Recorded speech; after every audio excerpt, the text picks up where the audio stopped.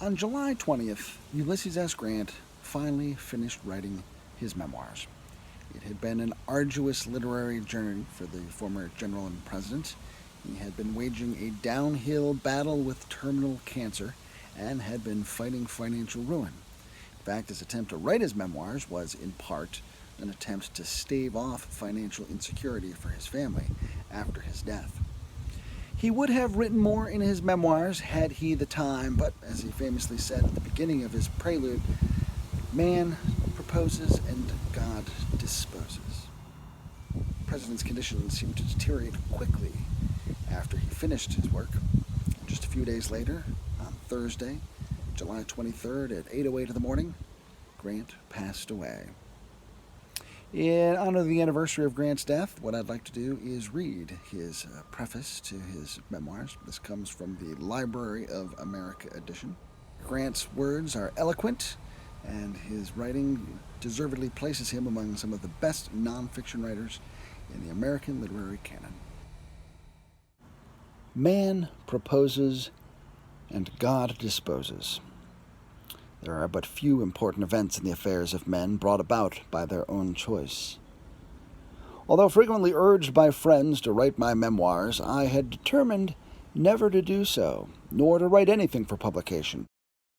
At the age of nearly 62, I received an injury from a fall, which confined me closely to the house, while it did not apparently affect my general health. This made study a pleasant pastime. Shortly after, the rascality of a business partner developed itself by the announcement of a failure. This was followed soon after by universal depression of all securities, which seemed to threaten the extinction of a good part of the income still retained, and for which I am indebted to the kindly act of friends. At this juncture, the editor of the Century magazine asked me to write a few articles for him. I consented for the money it gave me, for at that moment I was living upon borrowed money. The work I found congenial, and I determined to continue it. The event is an important one for me, for good or evil. I hope the former. In preparing these volumes for the public, I have entered upon the task with sincere desire to avoid doing injustice to anyone, whether on the national or Confederate side, other than the unavoidable injustice of not making mention often where special mention is due. There must be many errors of omission in this work, because the subject is too large to be treated of in 2 volumes in such a way as to do justice to all the officers and men engaged. There were thousands of instances during the rebellion of individual, company, regimental, and brigade deeds of heroism which deserve special mention and are not here alluded to. The troops engaged in them will have to look to the detailed reports of their individual commanders for the full history of those deeds.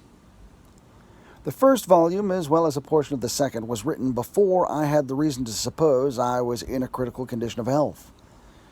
Later I was reduced to almost the point of death, and it became impossible for me to attend to anything for weeks.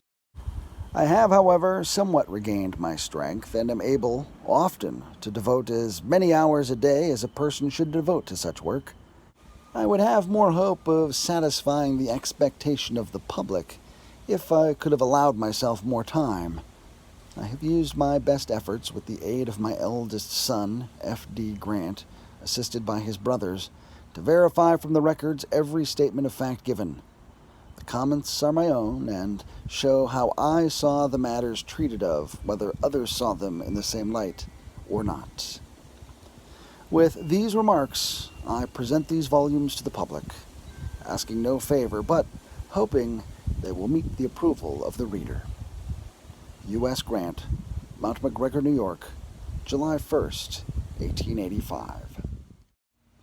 For Emerging Civil War, reading from the personal memoirs of Ulysses S. Grant, I'm Chris Mackowski.